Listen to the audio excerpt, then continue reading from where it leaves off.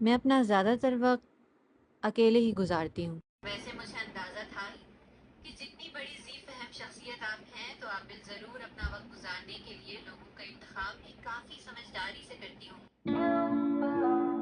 اے شناسا، میں جانتی ہوں کہ زندگی کے اس طویل سفر میں تم نے کیا کیا سوچا ہوگا۔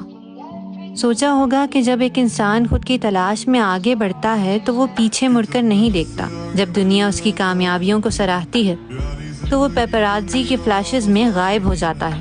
میں مانتی ہوں کہ کامیابیوں کی طرف گامزن سیڑھیوں کی تلاش میں مجھے وقت لگا۔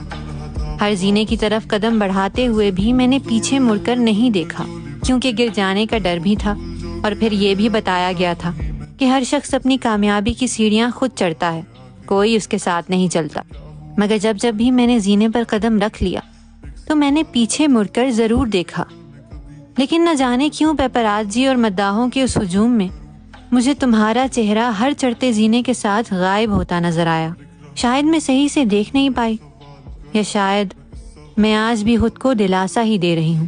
بس میں ان کو کیا بتاتی کہ میں لوگوں کے انتخاب میں تنگ نظر تھی، یا میری شناسائی دقیانوسی سوچوں کی بھینٹ چڑھ گئی۔ فقط تمہاری خیر خواہ، الف ب جیم۔